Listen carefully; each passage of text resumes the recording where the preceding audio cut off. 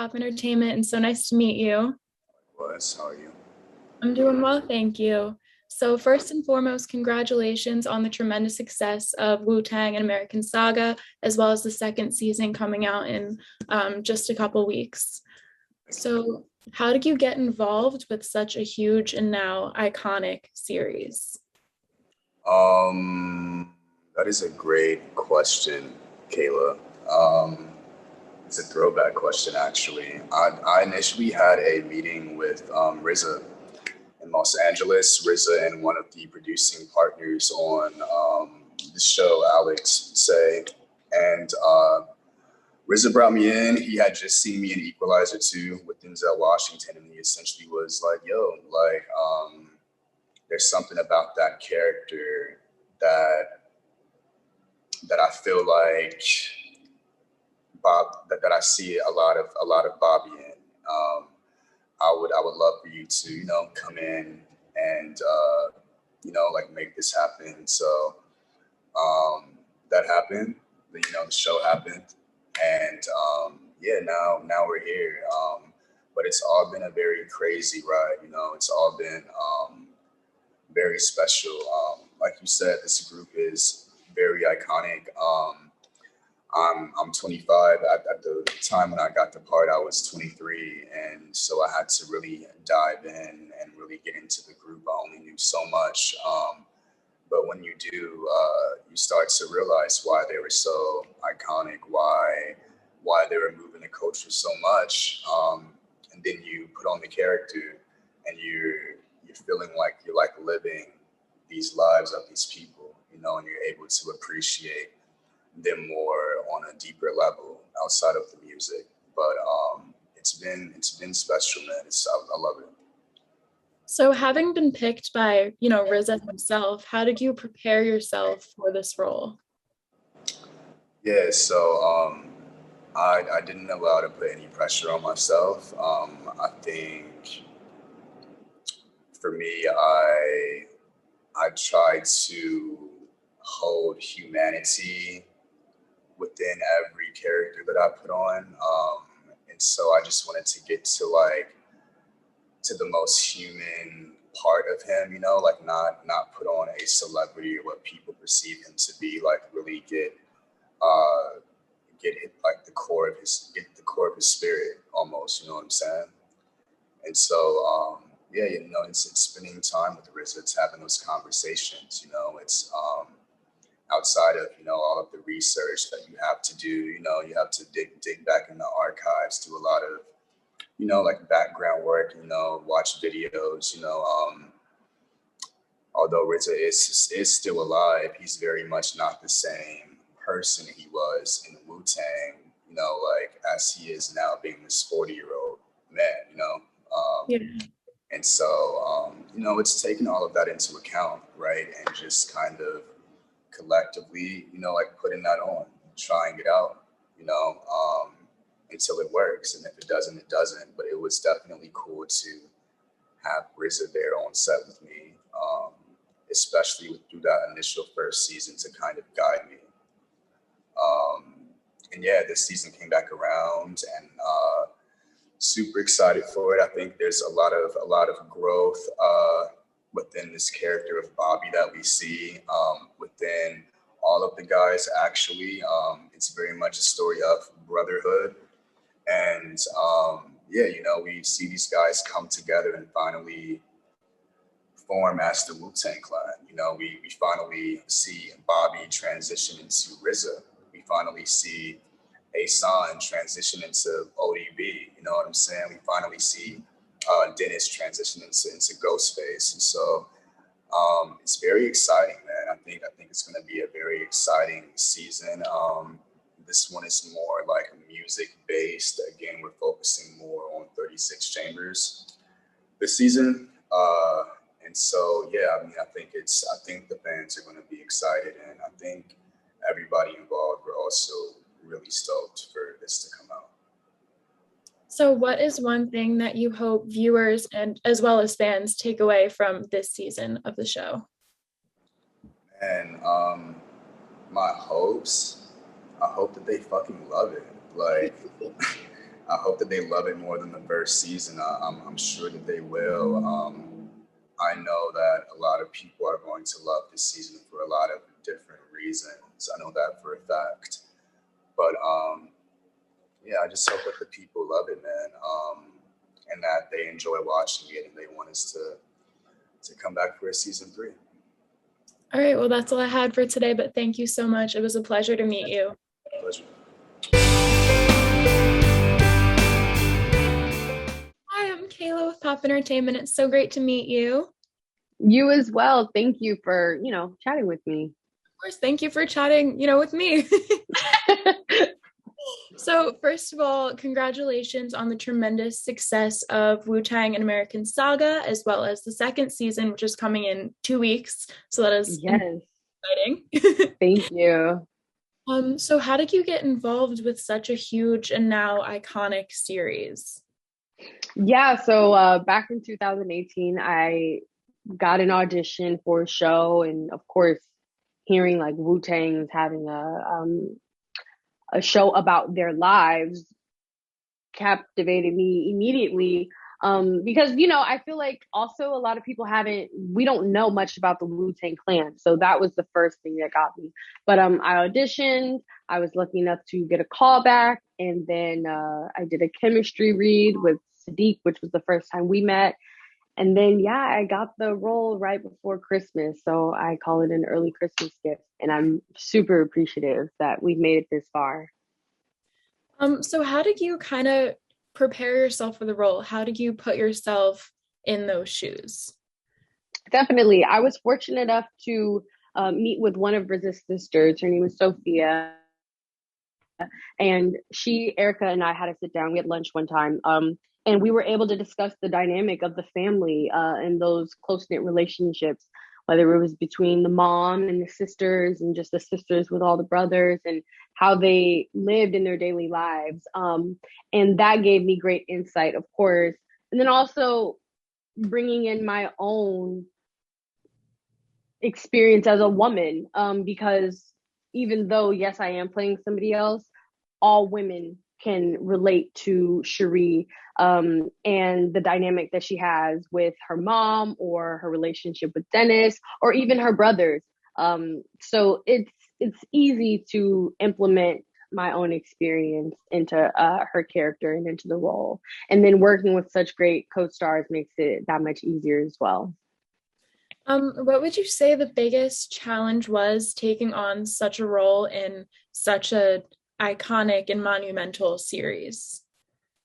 The biggest challenge is making sure that for me, was making sure that I did the role justice.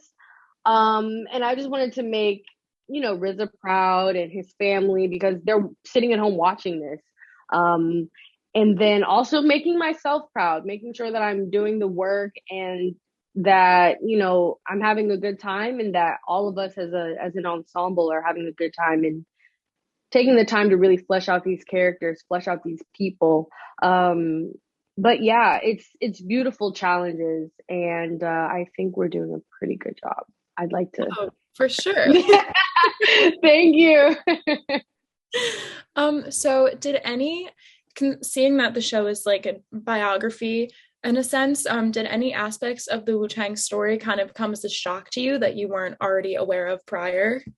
Yeah, the whole thing, because like I said, nobody kind of knows about the Wu-Tang's personal business. When they came up in the early 90s, like 93, there was no social media. So and even now, if you Google the Wu-Tang Clan, you can't really see family members. You don't really know information. And I think that's kind of sweet that they were able to keep their personal lives and business, their personal business. But I'm appreciative and they're brave for coming out with this show to let us all know like how they came about.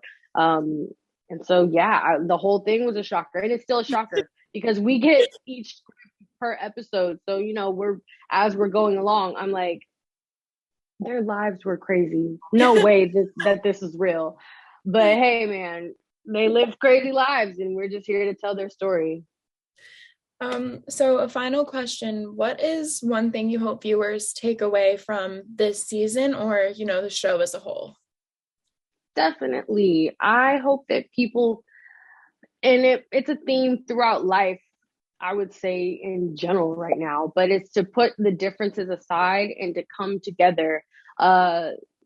Being a unit, being a group is so much easier and better than trying to do things on your own. And the saying, it takes a village, is true. So we work better as a people when we work together, when we're a community, when we set our differences aside, no matter how big or small, and we come together. It's really, it's simple, and it could be, but I guess we're still trying to figure it out, man. But yeah, whether it's off screen or on, unity for sure. Well, that was all I had time for today, but I thank you so much for your time. It was a pleasure to meet you. You as well. Hopefully we'll chat again. I hope so.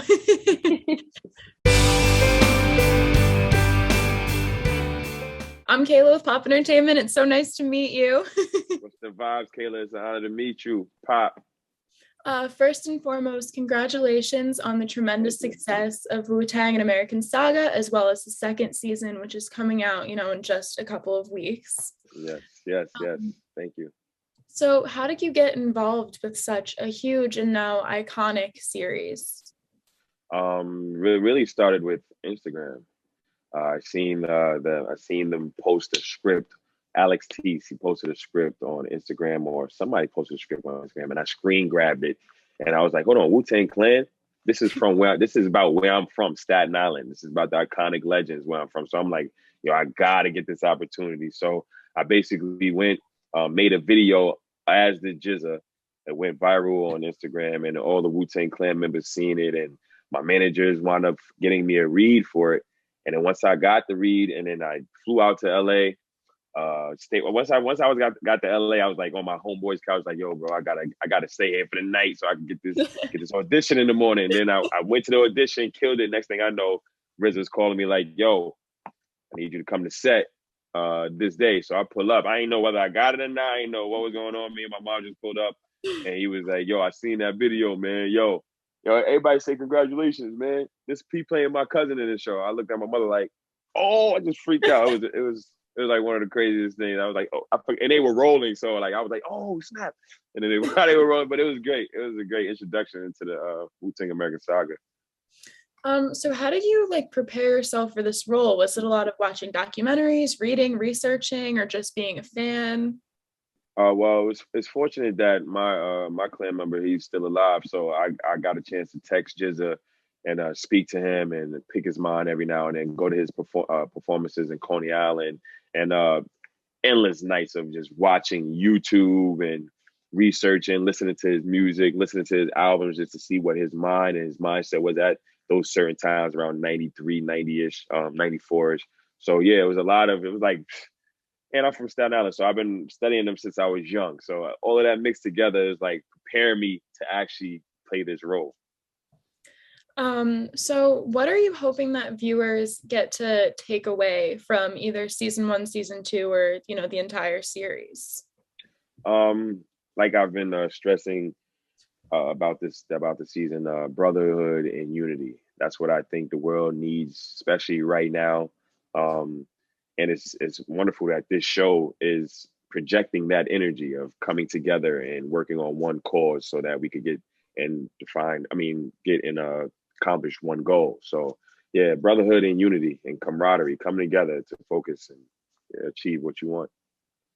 What would you say was your biggest challenge taking on the role of Jizza? Like a personal challenge, either the script, the character? His rapping. He's like a real rapper. I'm not a rapper. So it's like getting his rapping and how he holds his mouth down pack, and yeah, he has like a go-to. So I had to learn all that, like how to speak. It was challenging, but it was fun. The journey was dope. I'm having a great time just playing this role. Yeah. So since the show is based on, since it's basically a biography, did any aspects of Jizza's life come as a surprise to you, or Wu-Tang in general? Well, basically I was I was really wondering how they all came together, how RZA pulled them all together. Like, it's like 10 of them. So I'm like, yo, if you really think about it, or how I see it today, 10 people really can't really come together and really work on some stuff. Unless it's like a set or something like that, people really come together. But especially back then, 10 people from the urban area coming together to achieve one thing, like that was amazing. So me to be able to see that and learn how it happened and like the logistics of how everybody, this one pulled this one here, this one got this one to come here for this studio session. So then it all came into a mold. That was like the greatest learning experience. What was your experience like getting to work with Jizza, considering you're playing him? Like, what was that experience? Or RZA? Jizza. Or the You other said members? Gizza? Yeah. You said Jizza. Oh my gosh. Yeah. You said what's the what was it? What was it like? What was your experience, working with any of the clan members? Oh, it was good. Their energy is always high.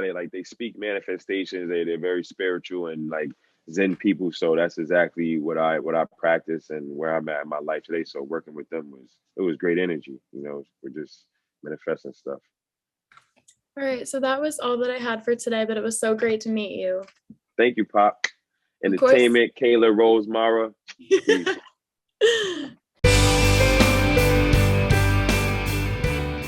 Hey guys, I'm Kayla with Pop Entertainment. It's so nice to meet all of you. Hey Kayla.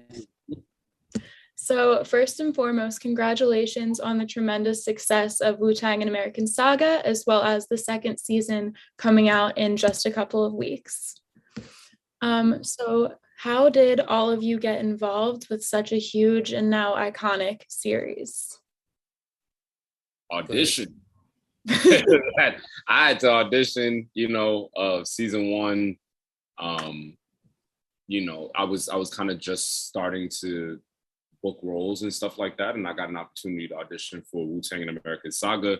I auditioned for a role named Dennis, which I did not originally know was Ghostface Killer, which I think actually helped me because I focused on, I trained at drama school, and in drama school we learned to it's in the script. A lot of the answers are in the script. Yes, you make things up, but a lot of it is in the script. So, starting from the script and starting from Dennis and what this, and honoring that, I think is what kind of got me the role, because I wasn't really worried about trying to put on a this or that, or, put on something in order to play him. I just kind of was like honoring what, I saw on the page. So, just had a couple auditions, had a couple callbacks, and then, was blessed to be a part of one of the biggest, most iconic hip hop families and music families of all time. So that was my story. So how did you all prepare yourselves for your specific roles? Was it through research? Was it through talking to people, being a fan maybe? What were each of your experiences? Each of our experiences doing, sorry, one more time? How did you prepare for your roles?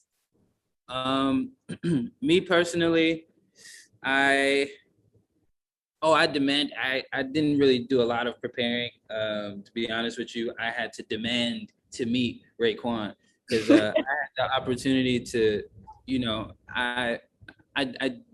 RZA called me and told me he wanted me to be in the show, and so I was blessed with the opportunity for him to call me, and but that meant that I didn't have the research in me, so I was like, but wait, I had to do everything Siddiq just said he had to do. So now I'm getting the set, and I'm like, I'm not going to take up all the time. I think the main thing is I needed to meet Raekwon, and I did meet Raekwon, and that's where my answers were: how he walked, how he ate his food, when he didn't respond, you know what I'm saying, and when it was just a look. You know what I'm saying? And all the little details, the stuff that really an actor studying someone that he's playing would pay attention to. And yeah, that was how I got into character. And for me, it was really watching YouTube interviews, them performing, studying his mannerisms, and reading these books, but most importantly, reading his book, because it's all these other books aren't from his perspective, but reading his, I'm seeing everything from when he was this high to, and honestly talking to him on the phone, finding out more stuff, because it may be some things in his book that he didn't want to put, you know. So that and talking to his son too really helped a lot with a lot of my performance. Yeah, and I think for me, like they both said, you know, obviously the YouTube, and I tried to find the most, you know, the earliest interviews that I could find, because I didn't want to find, I don't think that for me in my process, I didn't find that it was as useful to find more recent interviews, because I'm not playing him then. We all, as people, evolve. I'm not the same Siddiq I was 10 years ago. So if somebody was playing me 10 years ago, I wouldn't really want, you know, them to study me now. I want them to study me back then, you know. But I think, and I also really relied on hearing speaking to Ghostface, yes. And we honestly didn't really speak about the show when we did talk. We spoke more about just life. So I was really trying to figure out, you know, subconsciously, how do my life values line up with his? And a lot of the things were very parallel, you know, so that just made me like trust in myself and trust in my instincts. Because at the end of the day, it's me playing him. Yes, it's him, but it's me that the audiences, you know, are taking in when they're watching the show.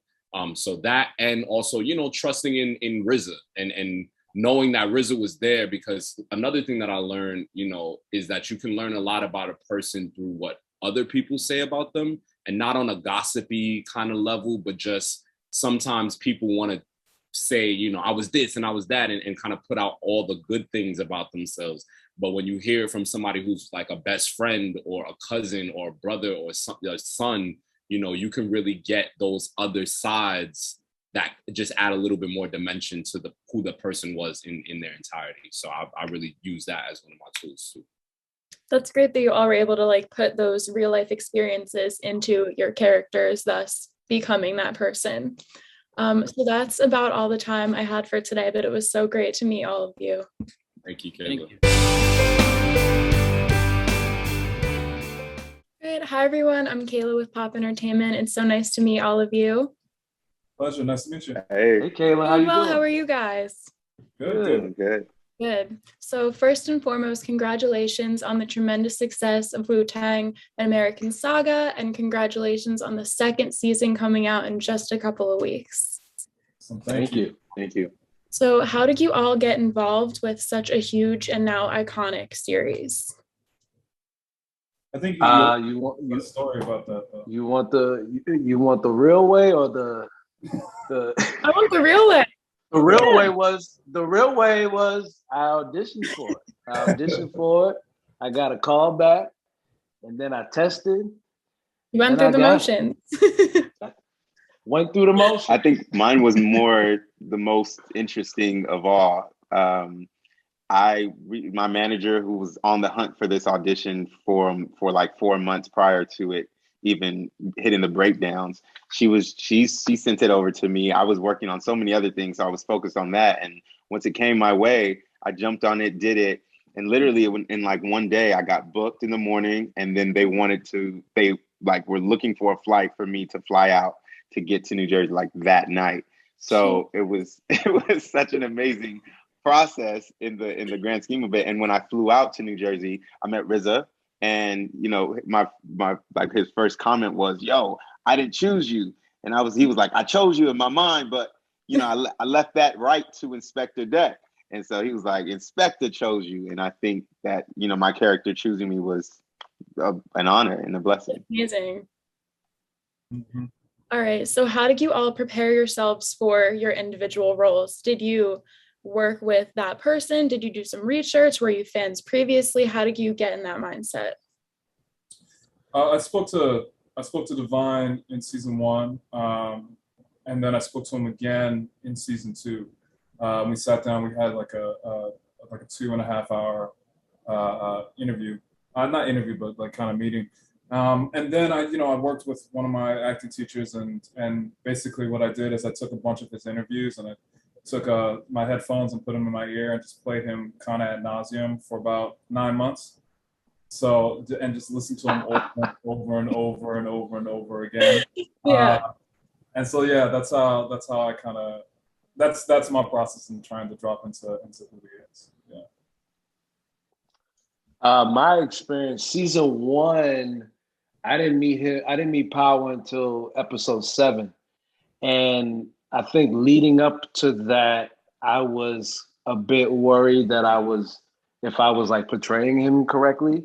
But I quickly realized in meeting him, oh, there's not much extra I need to do because it's already there. I see why they cast me to play him. But season 2, before we started filming season 2, because him and I got really close over the pandemic. We had a lot of time to just talk.